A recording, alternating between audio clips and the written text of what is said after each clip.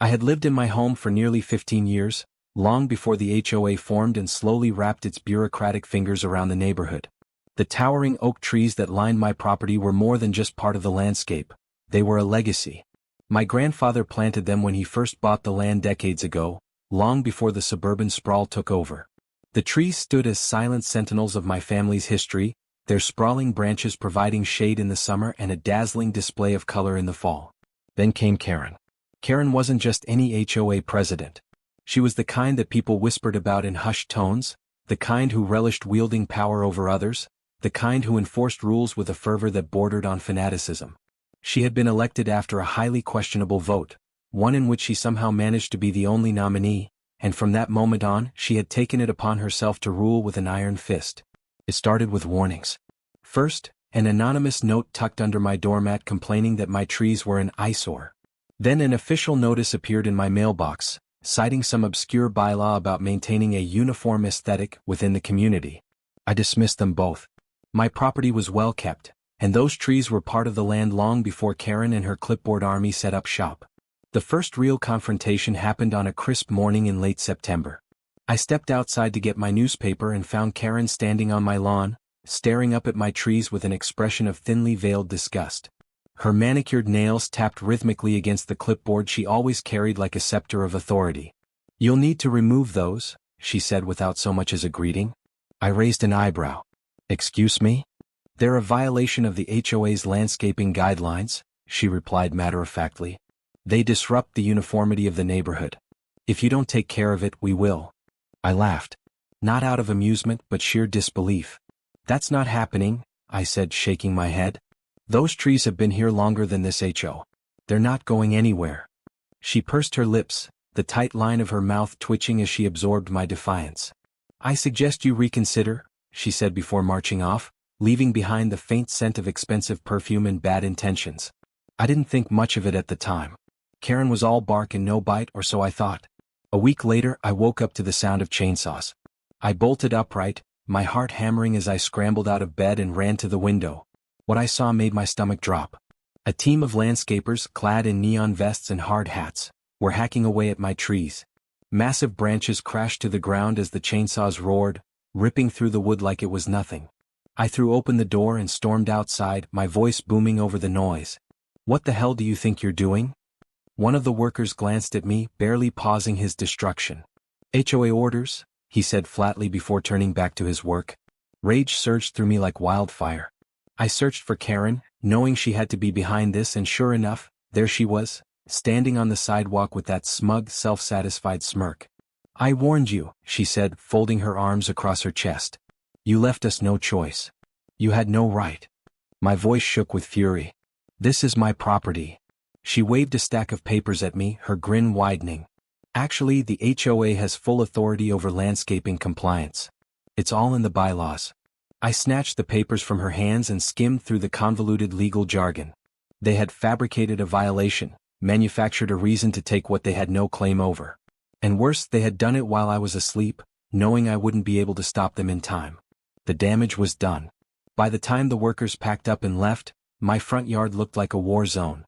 The oaks that had stood for generations were nothing but stumps, their massive trunks now nothing more than severed corpses of what once was. I stood in the wreckage, breathing heavily, hands clenched into fists. My blood roared in my ears, drowning out the world around me. I had never been the kind to seek revenge, but as I stared at the smug satisfaction on Karen's face, I knew one thing with absolute certainty. She had no idea who she had just messed with, because I wasn't just any homeowner. I was a federal judge. And she had just committed the biggest mistake of her life. The next morning, I stepped outside to assess the full extent of the destruction.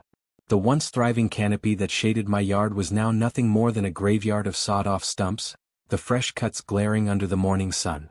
The sight of my property, stripped bare overnight, sent a fresh wave of fury through me. It wasn't just about the trees, it was about control. The HOA, led by their self-righteous president, Karen, had made their move, and they expected me to accept it without a fight. But they had no idea who they were dealing with. As I circled the remnants of my trees, I noticed something that made my blood run cold. A laminated notice was pinned to my front door, an official HOA violation warning. I yanked it down and read the bold letters at the top. Violation notice. failure to maintain landscaping according to HOA guidelines. They had the audacity to fine me for the very destruction they had caused. A deep, measured breath barely kept my rage in check. My hands clenched the paper so tightly that it crumpled. This wasn't negligence. This wasn't an accident. This was war. Before I could even step inside to call my lawyer, my neighbor Tom shuffled over from across the street. His face was tight with anger, and his voice dropped to a conspiratorial whisper. "You're not the only one, you know." 3 other homeowners woke up to the same thing. Trees cut down, fines slapped on their doors. He shook his head. "Karen's on a power trip. She's been talking about aesthetic consistency for months. Guess she finally decided to enforce her vision." I let out a sharp exhale. "And no one stopped her? No one saw anything?" Tom scoffed. "Of course people saw. But she had the landscapers come in at 3 a.m. Said it was necessary to avoid disturbing traffic. I bet she planned it that way so no one could interfere. That was it. That was the last straw." I didn't waste another second. I marched inside, pulled out my laptop, and started gathering every document I had.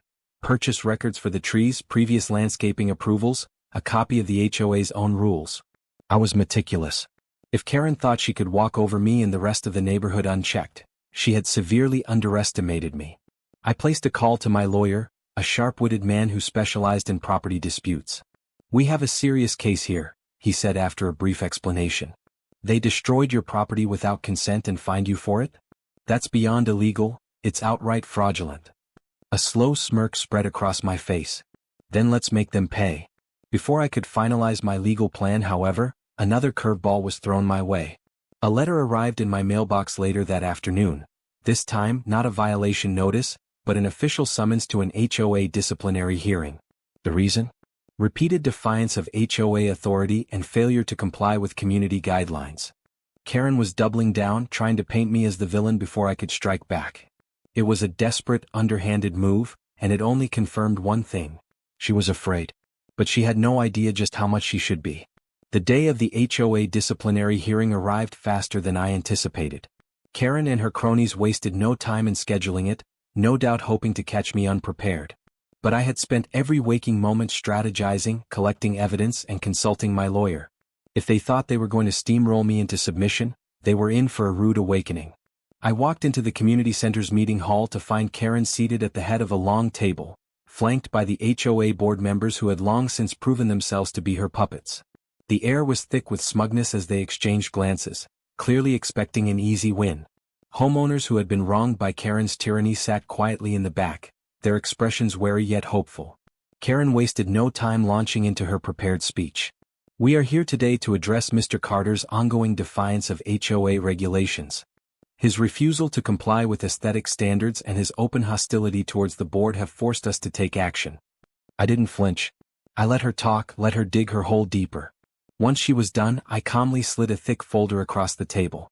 "Before we continue, I'd like to enter some documents into the official record." Karen barely glanced at it. "Irrelevant. The matter at hand." "The matter at hand," I interrupted, "is that the HOA violated multiple legal statutes when they illegally removed trees from my property without consent. That folder contains a full legal analysis of your actions, a copy of the HOA bylaws proving that no such authority was granted, and statements from 3 other homeowners who were similarly targeted." A ripple of murmurs spread through the room. Karen's lips thinned. "This is a private HOA matter, not a legal proceeding." I leaned back, feigning nonchalance. "Funny you should say that because my lawyer happens to disagree. In fact, he's already preparing a lawsuit for property damage, fraud, and harassment." Karen's confidence faltered for the briefest moment, but she recovered quickly. "This is ridiculous.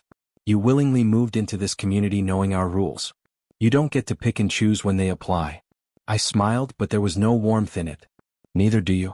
And I think the other homeowners here would be very interested to know that the board spent thousands of dollars in community funds on these unauthorized landscaping removals." A stunned silence filled the room. That was my trump card. I had obtained financial records proving that Karen had funneled HOA money into her personal landscaping project under the guise of community improvements. A man in the back stood up. "Is this true?" he demanded. More voices joined in, whispering, then outright questioning the board's actions. Karen's face was a mask of barely restrained fury. "This meeting is adjourned," she snapped, standing up abruptly. "Not so fast, I said, standing as well. I've already reported the financial discrepancies to the state HOA regulatory board. An audit is coming, and if they find what I think they will, this entire board could be dissolved. Panic flickered in Karen's eyes. She had no response to that. I turned to the gathered homeowners. You don't have to live under a dictatorship. HOAs are meant to serve the community, not the other way around.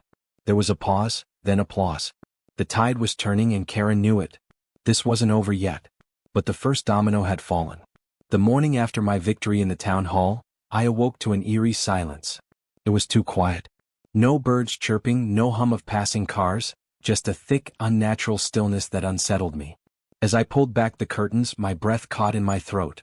Every single one of my security cameras had been ripped from their mounts, wires dangling like severed limbs. My front yard, once pristine, had been trashed, garbage bags split open, their contents strewn across my lawn. But the worst was yet to come. My car, my brand new vehicle, sat on 4 cinder blocks, the tires missing. I clenched my fists, my pulse pounding in my ears. This was beyond petty fines and underhanded warnings. This was personal. I had rattled the HOA's cage and now they were baring their teeth. Taking a deep breath, I reached for my phone and called the police. They arrived swiftly, taking notes, but the second I mentioned the HOA, their expressions shifted from concern to hesitance. "We'll look into it," the officer said, avoiding my gaze as he shut his notebook. "But without concrete evidence, there's not much we can do." I knew what that meant. The HOA had their hooks in the local authorities. They had been playing this game far longer than I had, greasing the right palms, ensuring they were untouchable. But I wasn't going to let that stop me. I spent the next several hours replacing my cameras with newer, more discreet models, ones they wouldn't find so easily. I called my insurance, documented everything, and then made my way to the one place I knew could tip the scales, the county records office. There, I pulled up every legal document tied to my HOA. As I sifted through stacks of paper, my eyes landed on a discrepancy. A major one. The HOA board had been funneling funds into an unregistered account. Tens of thousands of dollars had gone unaccounted for, and the signatures on these financial transfers? They all belonged to our lovely president, Diane Reynolds. A slow smile crept onto my face. This wasn't just an HOA dispute anymore. This was fraud. Real criminal fraud. But I needed more. I needed a way to get this out in the open, to expose them in a way they couldn't bury. So, I did what any rational person would do. I started gathering evidence, recording conversations, snapping pictures, tracking inconsistencies. Then, just as I was preparing my next move, my phone buzzed with an unknown number. "Hello." A deep, gravelly voice responded. "You need to stop digging." I froze. "Who is this?" Click. The line went dead. I stared at my phone, my heart pounding. This wasn't just about control anymore. They were threatened. And desperate people do desperate things. I had to move fast. And I had to be ready for whatever came next. The moment I filed my lawsuit against the HOA, the neighborhood started buzzing with speculation. Most homeowners had no idea what was brewing behind closed doors, but the board did, and they were scrambling. Days after the legal notice was served, my mailbox became an evidence goldmine. Envelopes stuffed with anonymous complaints, threatening letters, and even an unsigned note warning me to back down before it's too late. If they thought intimidation would work, they had seriously miscalculated. Then things got worse. My security cameras caught an HOA board member sneaking onto my property late at night, spray can in hand. By morning, crude graffiti was scrawled across my driveway, "Traitor." As I scrubbed it off, neighbors whispered from their porches, hesitant to get involved. Fear was thick in the air. But fear wasn't going to stop me. I met with my lawyer, who had a gleam in his eye when I showed him the footage. "This is exactly what we needed," he said. "They just proved harassment and vandalism. This case just got even stronger." Determined to push forward, I decided to hit them where it hurt most, their financials. I launched a deep investigation into the HOA's records, requesting every invoice, transaction, and fine imposed over the last 5 years. They tried to stall, but as a federal judge, I knew the law better than they did. When they finally turned over the documents, the corruption practically oozed off the pages. The board had been funneling money into consulting fees for companies owned by the president's relatives. Homeowners were being fined for non-existent violations while the HOA president had avoided fees for clear infractions. And the biggest bombshell? The HOA was on the brink of financial collapse due to mismanagement, yet they had still spent thousands on legal fees trying to fight me. I needed to make this public. I reached out to a local investigative journalist, handing over my findings. The story broke a week later, plastered across news sites and social media. The headline alone was devastating. Corrupt HOA faces lawsuit after targeting homeowner, secret financial scandal uncovered. The reaction was immediate. Homeowners who had been too afraid to speak up suddenly found their voices. They started sharing their own horror stories, filing complaints with the state, and demanding an emergency board meeting. The pressure was building and the HOA was cracking. Then came the retaliation. One evening, I returned home to find my tires slashed. My security cameras had been mysteriously disabled. My lawyer advised me to remain cautious, but I wasn't backing down. Instead, I took the next step in my plan, pushing for a full forensic audit of the HOA's finances. If they thought they had problems before, they were about to see what real consequences looked like. And just when I thought I had control of the situation, another extreme event rocked everything again, one that would change the course of this battle entirely. The morning after my unexpected legal battle with the HOA, I woke up to find yet another violation notice taped to my front door. This time the offense? Unauthorized exterior decor. I frowned, scanning my yard.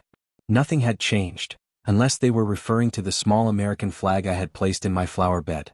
My blood boiled. The HOA wasn't just testing me, they were outright daring me to retaliate. I took a deep breath and logged into my laptop, pulling up the official HOA bylaws I had obtained. I spent the next several hours combing through every word, looking for loopholes and contradictions. That's when I found it, a clause that directly contradicted the very violation notice they had issued me. They had overstepped their own rules once again. But the real kicker? The HOA board had been operating under an outdated charter.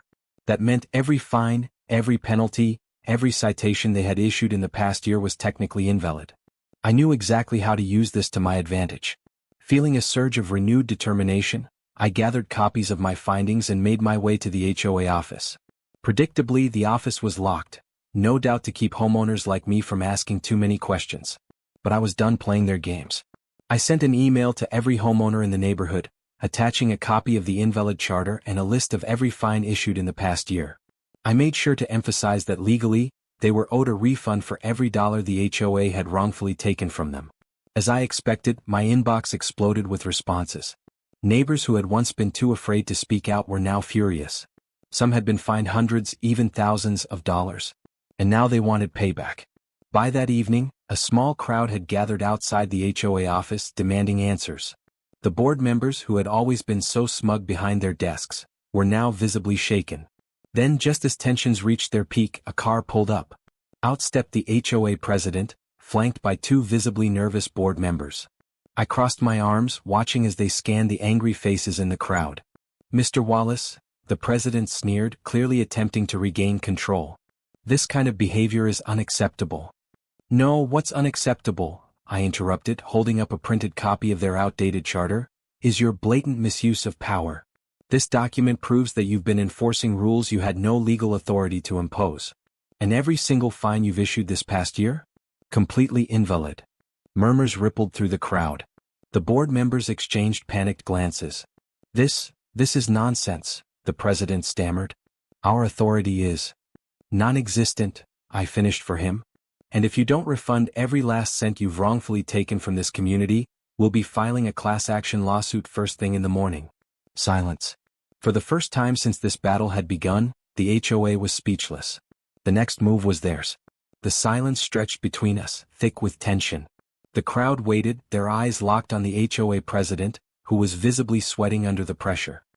He cleared his throat, straightened his tie, and attempted to recover his composure. "This is highly irregular," he said. "We'll need time to review these claims." I shook my head. "You don't need time. The proof is right here.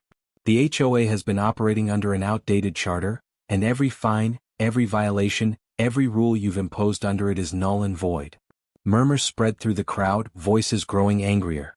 "So you mean we've been paying illegal fines?" someone shouted. "I had to replace my mailbox because of a so-called violation. I want my money back," another neighbor yelled. The HOA president turned to his board members, clearly looking for backup, but they were just as panicked as he was. One of them, a frail-looking woman in an ill-fitting blazer, whispered something in his ear. He nodded quickly, then turned back to us. "We will consider issuing refunds, but it will take time." There are financial processes. No more excuses, I interrupted. You've been quick enough to send out threats and fines. Now we want action. I could see the president's jaw tighten. His grip on his clipboard was turning his knuckles white. He had lost control and he knew it. Then, just as I thought he might cave, something unexpected happened. A police car rolled up, lights flashing. The crowd shifted, uneasy murmurs replacing the anger. 2 officers stepped out, their faces unreadable as they made their way toward the HOA board. The president visibly relaxed. Finally, he exclaimed, stepping toward them. Officers, I need you to disperse this unlawful gathering at once. These people are disrupting HOA operations. One officer, a stocky man with sharp eyes, exchanged a glance with his partner before addressing the crowd. We received a complaint about a disturbance, he said. What's going on here? I stepped forward, holding up the documents I had brought. No disturbance. Just a community demanding justice. The HOA has been illegally fining residents based on an outdated charter. They owe everyone here refunds. And instead of doing the right thing, they called you to try and scare us off. The officer took the papers from me, scanning them quickly. His expression remained neutral, but I saw a flicker of something, interest, maybe even understanding. Is this true? He asked the HOA president. The president scoffed. That's nonsense. This man is just stirring up trouble. We've done nothing illegal. The officer handed the papers to his partner, who looked through them and nodded. Actually, she said, this does look questionable. If these fines were issued under an invalid charter, that could be a legal issue. The murmurs in the crowd grew louder again, shifting from unease to vindication. The president paled. This isn't something you need to concern yourselves with. It's an internal HOA matter. The first officer crossed his arms. If you've been fraudulently collecting money, it might not be just an internal matter. Might even be a case for financial misconduct. He turned back to me. You said you had more documents? I nodded and pulled out a thick folder. Copies of every fine issued under their invalid charter. Statements from homeowners who were forced to pay. Emails where they ignored requests for clarification. It's all here. The officer took the folder and flipped through it. Then he turned back to the HOA president. We'll be holding on to these for now. If what I'm seeing checks out, we may need to bring this to the city attorney. The president's face went from pale to crimson. This is an outrage. You have no right. We have every right, the officer cut him off. And if I were you, I'd start working on those refunds. Fast. The crowd erupted in cheers, years of frustration bubbling over into a wave of satisfaction. The board members huddled together, whispering furiously. The president, defeated and humiliated, had no choice but to nod. Fine, he spat. We'll issue refunds. But it'll take time. We'll be watching, the officer warned before turning back to me. If they stall or try anything shady, give us a call. I nodded, shaking his hand. The battle wasn't over yet, but the HOA had just suffered its biggest blow yet. And I wasn't done with them. Not by a long shot. As I stepped into the courtroom, the weight of the past few months bore down on me. Everything had led to this moment. Karen sat stiffly at the defendant's table, her once smug expression replaced with forced composure. The HOA's legal team was scrambling, trying to salvage what little dignity they had left. The judge, a sharp-eyed man with a reputation for intolerance toward corruption, gavelled the court into session. Mr. Thompson, he said, addressing my attorney, proceed with your opening statement. My lawyer stood confidently. Your Honor, the evidence before you is clear. This HOA, under the leadership of Karen Mitchell, engaged in fraudulent financial practices, unlawful property destruction, and blatant abuse of power. Today we seek not only restitution but justice. The prosecution meticulously presented every detail: the forged documents, the illegal fines, the manipulated voting records, and the unauthorized tree removals. I watched Karen squirm as the judge's frown deepened with each revelation. It was obvious. The walls were closing in on her. Then came the testimonies. One by one my neighbors took the stand. Mr. Henderson recounted how Karen bullied him into paying bogus fees. Mrs. Carter broke into tears as she described the threats she faced after questioning financial discrepancies. Each story added weight to the case, further cementing the HOA's downfall. Karen's attorney attempted damage control, claiming that she acted in the best interest of the community. But the judge wasn't buying it. Miss Mitchell, he finally said, turning to her, do you have anything to say for yourself before I deliver my ruling? Karen hesitated, her mouth opening and closing like a fish out of water. Finally, she settled on a week. I was only following protocol. The judge sighed and shook his head. Then perhaps it's time that protocol is rewritten. With that, he delivered the verdict. Karen was found guilty of fraud and abuse of power. She was ordered to pay restitution to every homeowner she had wronged. The HOA itself was dissolved, and the community was granted the right to restructure it under new leadership, without her involvement. The moment the gavel struck, a collective sigh of relief filled the courtroom. Justice had prevailed.